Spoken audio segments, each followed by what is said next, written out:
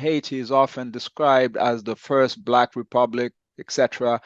In reality, this is a society that has been kidnapped.